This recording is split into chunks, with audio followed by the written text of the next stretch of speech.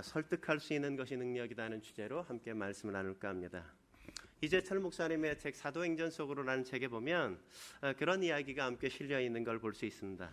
한 번은 주일 오후에 정기 운영위원회가 열리게 되었어요. 그래서 목사님 방에 있다가 그 회의실로 함께 막 가는데 식당 곁을 지나가는데 식당 한 군데 우리 3학년짜리 아이가 그냥 막 울고 있는 거예요. 엄마가 그냥 어머니 품에 그냥 꼭 품에 안겨서 막 울고 있는 거예요. 목사님이 그냥 지나갈 수가 없어서 그 아이에게 다가가서 아니 무엇 때문에 이렇게 우냐고 아이한테 물었더니 아이가 나중에 이제 이야기를 하는데, 사실 운영위원회가 있으면 예배 끝나고 운영위원들은 늘 늦게까지 오후까지 있어야 되잖아요. 그러면 아이들도 교회에 남아 있어야 되지 않겠습니까? 그죠? 집 근처에 교회가 있는 게 아니기 때문에 차를 타고 집에 가야 되니까 그렇잖아요. 늘 운영위원회가 있으면 아이들이 교회에서 마음껏 놀다 가니까 그게 너무너무 좋았는데, 이게 그날따라 내일 월요일 날 숙제를 내준 걸 내야 되는 거예요, 그 아이가. 그러니까 엄마가 오늘은 너는 일찍 가야 된다고, 가서 숙제해야 된다고 그러니까 다른 친구들은 다 교회에서 놀고 있는데 자기 혼자 집에 가서 숙제해야 된다니까 애가 기분이 상해가지고 막 울고 있는 거죠. 어머니가 그렇게 얘기해줘서 아이 그러냐고 그러면서 이재철 목사님이 그 아이를 지그시 바라보면서 아이 손을 잡고 그런 이야기를 했다 그래요. 하기 싫은 것을 하지 않고는 어른이 될 수 없단다. 하기 싫은 것을 하는 것으로부터 너의 인생은 시작되는 거야. 성숙한다는 게 뭡니까? 하기 싫은 것을 하는 것, 그게 성숙의 길 아니겠어요? 우리가 어린 아이 때, 미숙할 때는 어때요? 하고 싶은 것만 하잖아요. 그죠? 하고 싶은 것만. 우리가 원하는 것만 하고 원하지 않는 건 하기를 싫어한단 말이죠. 하기를 싫어해요. 근데 우리가 어른이 된다는 건 어떤 거예요? 우리가 해야 되는 것을 한다는 거죠. 우리가 대부분 해야 되는 건 어떤 겁니까? 우리가 하고 싶은 것들이 대부분 아닐 때가 훨씬 더 많단 말이죠. 우리가 하고 싶지 않고 하기 싫고 우리가 부담감이 있고 그렇지만 어쩔 수 없이 하지 않으면 안 되는 그것들을 할 줄 아는 게 바로 성숙한 것이라고 말할 수 있지 않겠습니까? 우리가 사도행전 10장에서 살핀 게 바로 그런 것 아니겠습니까? 베드로가 하고 싶은 일들을, 하고 싶지 않은 일들을 하는 것들을 우리가 10장에서 함께 살펴보았잖아요. 그의 생각엔 이방인이 속되다는 생각이었습니다. 이방인의 집에 가면 안 되고 이방인과 더불어 함께 무엇을 먹으면 안 된다고 그는 생각했단 말이죠. 하나님이 그의 마음속에 임재하시고 환상 속에서 그에게 이방인이 속되지 않다 말씀하시고 이방인의 집에 가고 그와 함께 더불어 먹으라고 말씀하시는 그 일들에, 하기 싫은 일들을 하게 만드시는 걸 그가 경험하지 않습니까? 베드로가 하고 싶지 않은 일을 한 행동을 통해서 이방인에게 복음을 전하는 그 문이 열려지게 되어진단 말이죠. 그래서 이 소문이 순식간에 유대에 있는 사도들과 형제들에게도 다 들려지게 되었어요. 그런데 이방인들이 복음을 듣고 영접했다는 이 얘기를 모든 성도들이 다 기쁨으로 함께 받아주고 축하해 줄 거라고 생각했는데 꼭 그런 것만은 아니었다는 거죠. 오늘 본문 2절과 3절에 뭐라고 이야기합니까? 이방인들이 복음을 들었다는 이야기가 전해지자 사람들이 어떤 반응도 보였습니까? 2절, 3절 말씀 같이 한번 읽어볼까요? 2절, 3절 읽겠습니다. 시작. 베드로가 예루살렘에 올라갔을 때 할례자들이 비난하여 이르되 내가 무할례자들의 집에 들어가 함께 먹었다 하니. 베드로가 이 일 때문에 어떻게 했어요? 비난을 당해야 됐단 말이죠. 비난을 받아야 됐단 말이죠. 이방인에 왜 들어갔냐고, 이방인들과 왜 같이 밥을 먹었냐고, 그것 때문에 비난받았단 말이죠. 생각해 보십시오. 이방인들에게 복음을 전해서 그들을 구원했다면, 하나님의 백성이 되게 만들었다면 사람들이 기뻐하면서 함께 축하해주고 축복해주고 큰 일을 했다고 그렇게 격려해주는 게 정상적인 것 아니에요? 근데 할레파 사람들은 뭐라 그랬어요? 왜 이방인의 집에 들어가고 왜 그들과 함께 밥을 먹었냐 그러면서 비난하고 비판했단 말이죠.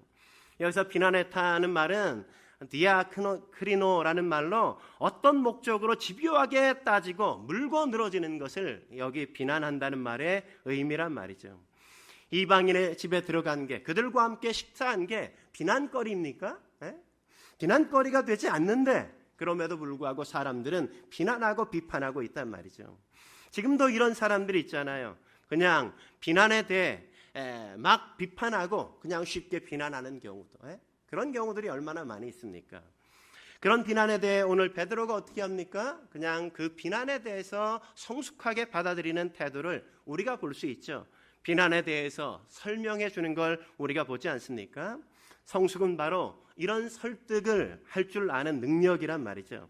그렇다면 우리가 상대방을 설득하려면 어떻게 해야 될까요? 첫째로 자신이 먼저 배워서 확신할 수 있어야 한다는 겁니다. 자신이 먼저 배워서 확신할 수 있어야 된다는 거죠. 사실 오늘 본문에 가장 놀라운 게 뭡니까? 베드로가 이 비난에도 불구하고 요동하지 않는다는 것 아니겠어요?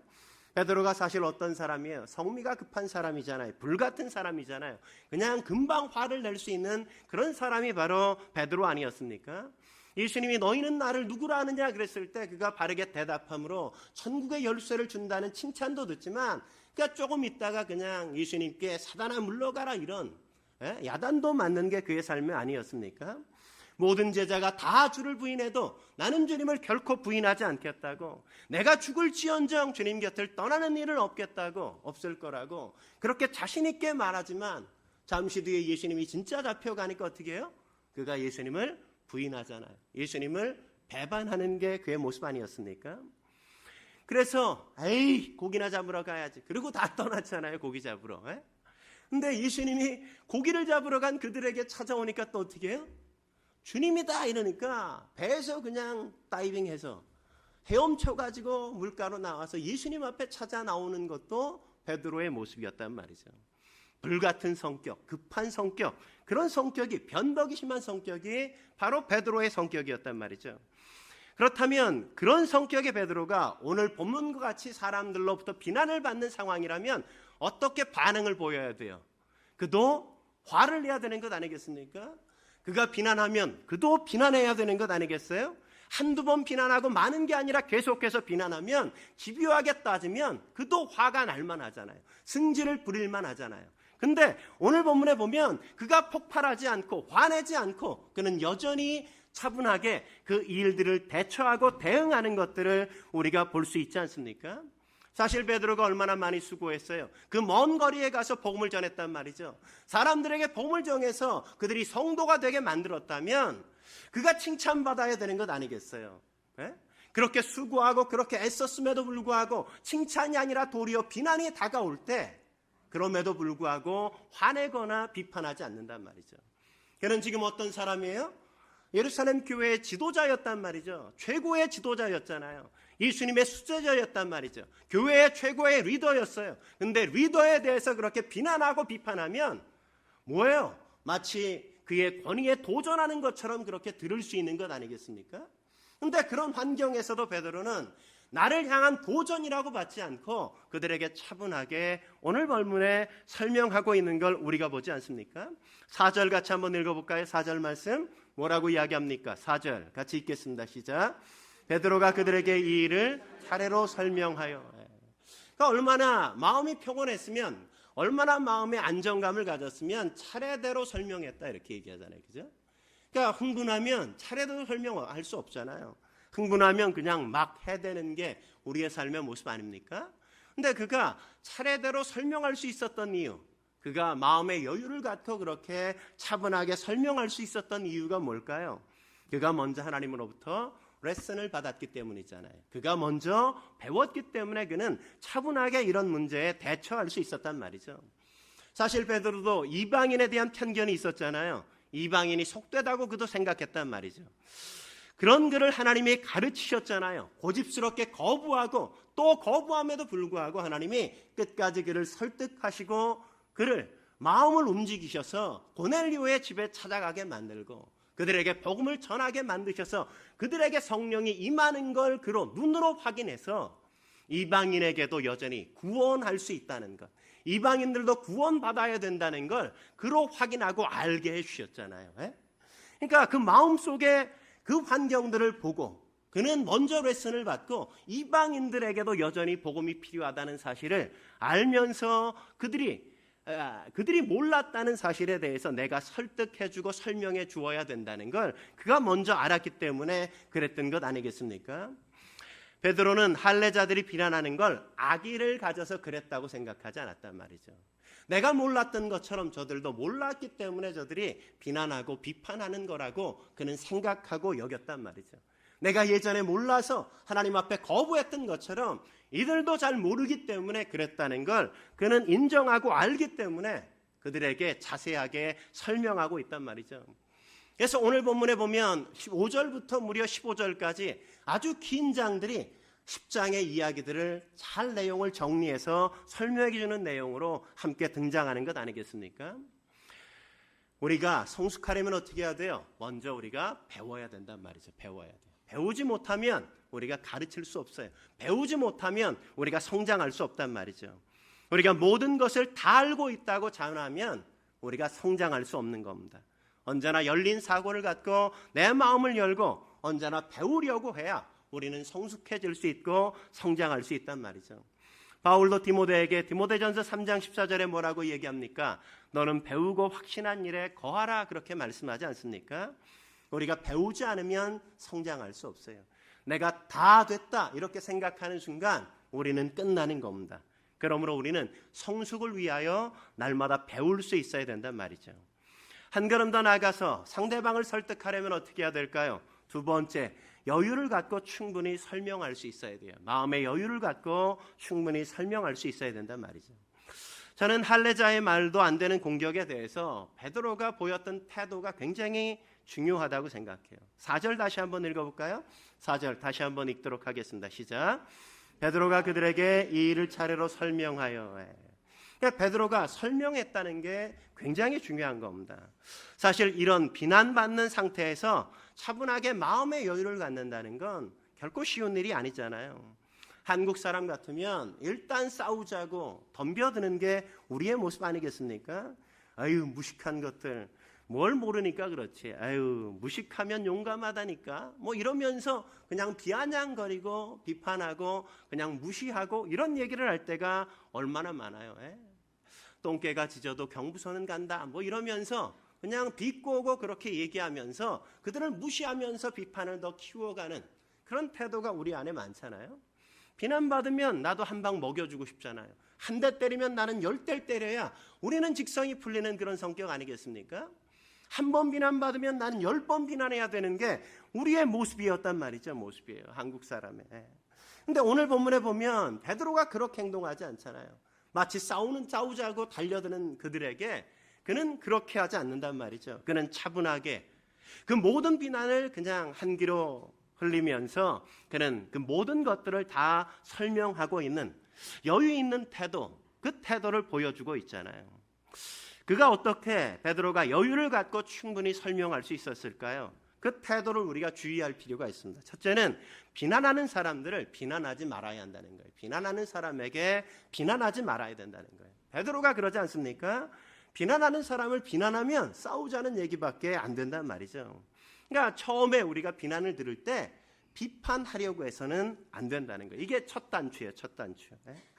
이런 태도는 모든 사람에게 중요하지만 특별히 리더십에 있는 사람에겐 더 중요하단 말이죠. 더 중요해요. 왜 이런 태도가 중요합니까? 자신이 잘못하고 있는 줄도 모르는 사람을 비난하면 역효과가 날 가능성이 훨씬 더 크단 말이죠. 우리가 야단치려면 어떤 사람을 야단쳐야 돼요? 야단을 맞을 줄 아는 사람을 야단쳐야 돼요. 야단을 치면 괜히 승질 부리는 사람, 괜히 야단 쳐봐야 소용이 없는 거예요. 그러니까 야단 치면 들을 줄 아는 사람, 야단을 맞아도 그가 잘 들을 줄 아는 깨우침이 있는 사람을 야단쳐야 된단 말이죠. 그러니까 아무나 야단치면 안 되는 거예요. 두 번째, 비난하는 사람과 변론하지 말아야 된단 말이죠. 오늘 본문에 바울이 자기를 변명하지 않잖아요. 자기를 변호하려고 하지 않는단 말이죠. 아니 이방인의 집에 좀 들어가면 어때? 그들과 먹는다고 뭐가 문제야? 어디 성경에 그런 거 하지 말라고 기록했어? 야 니네 예수님과 함께 살아봤어? 난 예수님과 함께 3년 반 동안이나 3년이나 함께 지냈단 말이야. 예수님이 그런 말씀 하신 적도 없어. 아무것도 모르는 것들이 이렇게 얘기해도 아무도 이야기할 사람이 없어요. 근데 베드로가 그렇게 사람들에게 무시하거나 자기를 변론하거나 변호하려고 하지 않는단 말이죠.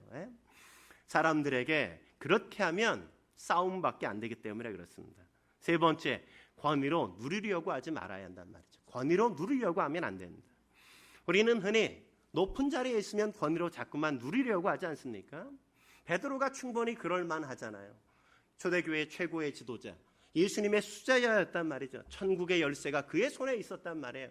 그러면 성도가 그렇게 얘기하면 권위로 야, 잔말 말고 가만히 있어, 이렇게 얘기해도 괜찮을 만한 상황이라고 우리가 생각할 수 있잖아요. 내가 알아서 할 일인데 니네가 뭔 상관이야, 이렇게 말해도 되지만 그는 그렇게 얘기하지 않는단 말이죠. 베드로는 도리어 비난하는 사람들이 다 알아들을 수 있도록 그가 잘 설명해 주고 있는 걸 우리가 볼 수 있죠. 누가 그렇게 설명하고 설득할 수 있을까요? 겸손한 사람이 그렇게 할 수 있어요. 겸손한 사람이 그렇게 할 수 있어요. 자신을 비난하는 사람에게 이렇게 자세하게 설명해 주는 모습을 보면 베드로가 겸손해졌다는 걸 우리가 볼 수 있죠. 누가 설명합니까? 겸손한 사람이 설명하죠. 자기보다 높은 지위에 있는 사람들이나 어르신들 혹은 도움을 구할 사람들에게 우리는 잘 설명하잖아요. 그죠? 내가 지금 이러이러해서 이렇게 도움이 필요한데 좀 도와주시면 안 돼요? 이렇게. 우리는 잘 설명해, 윗사람들에게.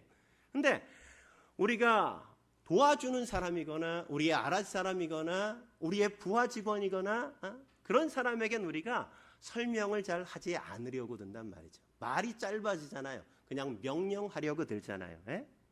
그럴 때가 얼마나 많아요. 우리가 전문가들 보십시오. 전문가들. 설명이 굉장히 약하단 말이죠. 우리가 병원 가서 기분 나쁜 게 뭡니까? 병원 가서 기분 나쁜 게 의사를 만나기 위해서 한참 동안 기다렸는데 들어가자마자 한 2, 3분이면 진료가 다 끝나요. 그냥 자기가 알아서 네, 손 내미세요. 재고 청진기 몇 번 재보고 네, 됐습니다. 네, 잘 지내고 2주 뒤에 보겠습니다. 한 달 뒤에 보겠습니다. 이러고 그냥 내보낸단 말이죠. 우리는 내가 지금 어디까지 와 있고 얼마나 건강해져 있고 내 상태가 어떤지에 대해서 궁금한데 그런 거에 대해서 전문이라고 생각하는 그분들은 우리에게 잘 설명 안 해주잖아요. 그냥 그러고 가래, 그냥 가래. 어떤 사람을 우리가 존경하겠어요? 우리가 지금 어떤 상태인지 진료를 하고 진찰을 했으면 지금까지 이러이러 하셨는데 지금 몸이 이런 상태인 것 같습니다. 앞으로 이렇게 하면 더 좋아질 것 같습니다. 이런 얘기를 자세하게 설명해 주면서 그 환자의 마음을 안정감을 갖게 해주는 게 좋은 의사가 아니겠어요? 근데 그런 의사 만나기가 참 쉽지 않아요. 왜 그래요? 내가 전문가라고 생각하니까 이 사람을 무시하는 거예요. 무시해. 무례하게 그래서 행동한단 말이죠. 행동해요. 그러므로 우리가 어떻게 해야 돼요? 우리가 겸손해야 사람들에게 존중하면서 무례하게 행하지 않고 잘 설명해 줄 수 있단 말이죠. 누가 설명할 수 있습니까? 또 하나, 완전한 지식을 가진 사람이 설명할 수 있는 거죠. 우리가 무언가를 설명할 수 있다는 건 그것에 대해서 다 알고 있다는 것 아니겠습니까? 그들을 전문가라고 우리가 부르잖아요. 자기도 알지 못하면서 설명한다는 건 불가능하단 말이죠. 제대로 알고 있어야 설명이 가능해진단 말이죠. 분명한 자기 확신을 갖고 있어야 남도 설득할 수 있는 거죠. 자기도 확신할 수 없는데 어떻게 남을 확신시킬 수 있겠습니까? 저는 할례자들의 비난 때문에 베드로가 이렇게 설명할 수 있는 기회를 얻었다는 것도 저는 베드로에게 굉장히 좋은 시간이라고 저는 생각해요. 한번 누군가에게 이렇게 설명을 해보면, 나의 말로 표현해보면 그것들이 내 지식으로 이렇게 마음에 잘 자리 잡잖아요. 그죠? 내가 읽은 책이 나의 것이 되지 않잖아요. 내가 말할 수 있는 것만 나의 것이란 말이죠. 내가 이야기할 줄 아는 것만 내 것이란 말이죠. 들었다고 다 내 것이 되는 건 아니란 말이죠. 우리가 매일 나와서 하나님 앞에 함께 예배를 드리지만, 그러나 예배 속에서 하나님에 대해서 아는 것들이 굉장히 적잖아요. 남에게 복음을 전하다 그러면 복음 잘 전할 수 있습니까? 왜 믿어? 이렇게 물으면 그냥 믿어, 덮어놓고 믿어봐, 이 정도밖에 우리는 얘기하지 못하잖아요. 왜 그래요? 우리가 잘 배우지 않으니까 그래요. 날마다 듣지만 내 것으로 만드는 과정들이 우리 안에 있지 않기 때문에 그래요. 그래서 내가 누군가에게 나의 믿음에 대해서 이야기할 때 그것에 대해서 정확하게 이야기해 줄 수가 없단 말이죠. 내가 말할 수 없다는 건 뭐예요? 내가 제대로 지금 알고 있지 못하다는 거예요. 누군가에게 설명할 수 없다는 건 내가 그렇게 확신 있게 그 말씀에 대해서, 내가 믿는 하나님에 대해서, 신앙에 대해서 충분히 알지 못하기 때문에 그런 거란 말이죠. 그러므로 사랑하는 성도 여러분, 그냥 예배만 드리지 말고 여러분들이 정리해 보셔야 돼요. 성경을 공부하셔야 된단 말이죠. 함께 공부하고 배우고 내가 무언가를 누군가에게 끊임없이 얘기해 봐야 내가 무엇을 믿고 있고 내가 어떻게 믿고 있는지, 그리고 그것이 나의 삶에 어떻게 몸으로 함께 배워서 나오는지를 확인할 수 있는 거예요. 내가 살아가지 않는 건 나의 것이 아닌 겁니다. 그러므로 사랑하는 성도 여러분, 여유를 갖고 충분히 설명할 수 있는 능력을 여러분이 키우실 수 있길 주의 이름으로 축원합니다. 마지막으로 상대방을 설득하려면 어떻게 해야 될까요? 세 번째, 하나님의 권위에 무릎을 꿇을 수 있어야만 됩니다. 하나님의 권위에 무릎을 꿇을 수 있어야 돼요. 저는 이게 가장 중요한 거라고 생각합니다. 베드로가 마지막 말한 게 뭡니까? 우리 17절 말씀 같이 한번 볼까요? 17절 말씀 같이 읽겠습니다. 시작. 그런즉 하나님이 우리 주 예수 그리스도를 믿을 때 주신 것과 같은 선물을 그들에게도 주셨으니 내가 누구이기에 하나님을 능히 맡겠느냐 하더라. 베드로가 지금 뭐라고 얘기하는 거예요? 하나님이 하시는 일을 내가 누구기에 감히 맡겠냐? 내가 누구기에 감히 하나님이 하시는 일을 내가 막을 수 있냐? 이렇게 얘기하는 거잖아요. 하나님이 시키시는데 어떻게 내가 안 할 수 있냐? 하나님이 하시는 일을 내가 어떻게 가로막아서 그것을 멈추게 만들 수 있겠냐? 이 말은 뭐예요? 내가 하나님의 권위를 존중할 수밖에 없다 이거죠. 내 생각이 있고 나는 다르게 생각하지만 그러나 내 생각보다 더 분명한 게 뭐라고요? 하나님의 생각이란 말이죠. 내 뜻보다 더 중요한 게 뭐예요? 하나님의 뜻이 더 중요하단 말이죠. 내 생각과 내 뜻보다 더 소중한 게 하나님의 생각이고 하나님의 뜻이라고 내가 신뢰하고 믿어야 그 권위를 인정하고 그 앞에 순종할 수 있는 것 아니겠느냐 이런 거죠. 그래서 나는 내 생각과 다르지만 그분 앞에 순종했더니 그런 역사가 있었다고 그는 고백할 수 있었던 것 아니겠습니까? 그렇게 오늘 그가 고백하니까 이 말을 들었던 할례자들도 뭐라고 그의 설명을 듣고 어떻게 이야기합니까? 18절 같이 한번 읽어볼까요? 18절 말씀 같이 읽겠습니다. 시작. 그들이 이 말을 듣고 잠잠하여 하나님께 영광을 돌려 이르되 그러면 하나님께서 이방인에게도 생명 얻는 회개를 주셨도다 하니라.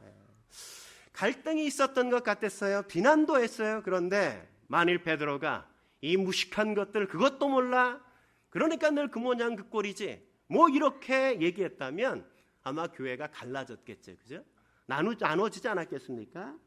그런데 베드로가 겸손한 마음을 갖고 그가 충분히 기다리면서 그들을 이해시키고 충분히 설명해 주니까 사람들이 이해하잖아요. 사람들이 비난하는 이유 무엇 때문이라고요? 잘 모르니까 그럴 때가 많아요. 그러니까 뭔가 불평하고 뭔가 비난하면 어떻게 해야 돼요? 비난하면 안 되고 설명해 줘야 된다고. 왜 이렇게 하는 건지 설명해 줘야 된다고. 그가 충분히 이해할 수 있도록 동의할 수 있을 때까지 잘 이야기해 주고 기다려 주면 그가 어떻게 해요? 그는 수긍할 수 있고 따라올 수 있단 말이죠. 근데 이들이 순종할 수 있었던 이유가 뭡니까? 18절 초반에 뭐라 그래요? 이 말을 듣고 어떻게 했어요? 잠잠하여 하나님께 영광을 돌렸다. 그러니까 그 모든 일이 하나님이 하신 일이라고 그들이 확신하게 되어지니까 하나님의 뜻이라고 생각하니까 그들도 하나님의 권위를 인정해주고 그들도 순종했단 말이죠. 우리가 그동안 그렇게 생각하지 않았는데 하나님이 하신 일인 게 분명해지니까 우리의 생각을 바꾸고 하나님의 권위 앞에 그들이 순종하는 것으로 그들이 태도를 바꾸는 걸 여기서 함께 보는 것 아니겠습니까? 어떻게 이런 결과가 가능했을까요? 베드로나 할례자들이 하나님의 권위 앞에 굴복했기 때문에 무릎을 꿇었기 때문에 가능한 거죠. 교회가 의견을 달리할 수 있습니다. 의견이 다를 수가 있단 말이죠. 의견이 나눌 수 있어요. 왜냐하면 사람이 다 다르니까, 그죠? 병화 형제 다르고 우리 관이 형제가 다르잖아요, 그죠? 뭘 얘기하다 보면 생각이 다 다를 수 있단 말이죠. 이번에 여름 수련회 우리가 준비하고 있는데 뭐 했으면 좋겠다 뭐 이런 얘기에 있어서 다 생각이 다를 수 있단 말이죠. 다 다를 수 있어요. 그러나 이게 하나님의 뜻인 것 같아. 하나님이 이렇게 말씀하셨어 라고 이야기하면 거기에는 우리가 함께 순종하고 따라가는 게 지혜로운 태도 아니겠습니까? 권위에 순종하지 않는다는 건 그 사람을 신뢰하지 못한다는 거죠. 그죠? 그 사람을 신뢰하기 때문에 그 권위를 인정하고 그분 앞에 우리가 따라가는 것 아니겠습니까? 존 비비어 목사님의 순종이라는 책에 보면 군마에 대한 이야기가 나오잖아요. 군마에 대한 이야기. 군마는 자기 뜻을 꺾기 전에는 결코 쓰임받지 못한다고 이야기하죠. 그가 아무리 세고 빠르고 뭐 민첩하고 그래도 군마가 자기의 뜻을 꺾지 않으면 군마로서의 가치가 없단 말이죠. 말이 군마가 되려면 전쟁터에 나가야 군마라고 이야기하는 것 아니겠습니까? 근데 아무리 똑똑하고 지혜로운 말이라도 좋은 말이라도 자기의 뜻을 꺾지 않으면 전쟁에 못 나가요. 그냥 재능은 시원찮아도 자기의 뜻을 꺾을 줄 알아. 그건 전쟁터에 나갈 수 있단 말이죠. 왜 그래요? 전쟁터에 나가면 말이 자기 뜻대로 움직이면 안 되잖아요. 누구에게? 말 주인에 따라서 그게 움직여줘야 되지 않겠습니까? 전쟁터에 나가면 총칼이 앞에 있는데 돌격 앞으로 그러면 그냥 말은 달려가야 된단 말이죠. 누구를 믿고? 이 말 주인을 신뢰하고 그냥 달려가는 게 그가 해야 될 일인 거예요. 창이 있다고, 총이 있다고, 칼이 있다고 무서워서 그냥 물러나면 그건 군마로서의 가치가 없는 거죠. 가치가 없는 거죠. 주인을 철저하게 신뢰하는 것, 믿는 것. 그게 뭐예요? 권위를 인정하고 존중하는 것.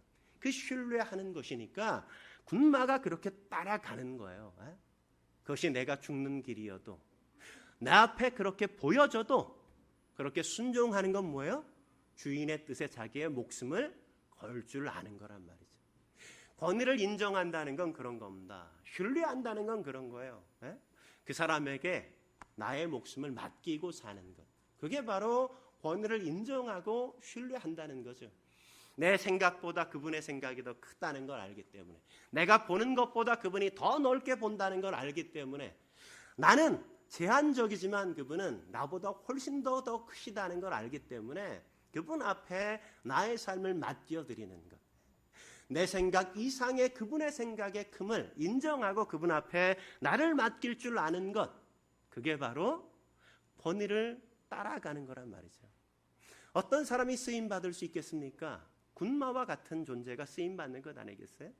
하나님의 권위를 인정하는 사람, 하나님의 능력을 인정하는 사람, 하나님이 나의 인생의 주인이라고 믿는 사람, 하나님 앞에 나의 인생을 맡기고 그분의 이끄심대로 내가 살아가는 그 사람, 그 사람이 하나님 앞에 쓰임받을 수 있는 거죠. 쓰임받을 수 있는 거죠. 하나님이 이렇게 말하면 그냥 하나님의 말씀하신 대로 그렇게 갈 줄 아는 사람. 믿음의 사람들을 보십시오. 하나같이 다 그런 사람 아니었습니까? 우리가 금요일에도 나누었지만 아브라함을 보십시오. 그가 믿음의 조상이었잖아요. 왜 그가 믿음의 조상이 될 수 있었습니까? 그는 갈 바를 알지 못했지만 가라 그러니까 갔단 말이에요.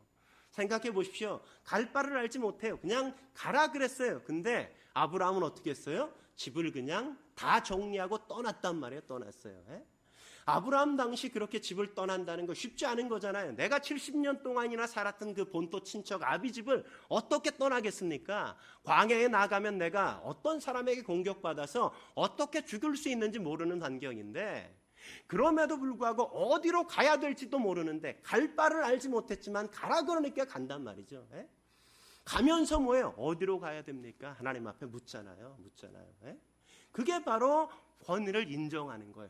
영광의 하나님을 보았기 때문에 그는 그렇게 그 권위를 순종하고 하나님의 말씀에 따라서 그의 인생을 걸고 나간단 말이죠. 하나님이 하라 그러면 내가 이해해서 하는 게 아니라 그분이 하라니까 하는 거예요. 하라니까 하는 거. 그게 제일 중요한 거. 하라니까 하는 거. 그러다 보면 하라니까 하는 걸 하다 보면 그 속에서 하나님이 나중에 이래서 하라 그랬구나. 그런 걸 나중에 깨닫잖아요. 여러분이 요새 TV 많이 보잖아요. 백종원의 뭐 이런 레시피들 뭐 많이 따라하잖아요. 그죠?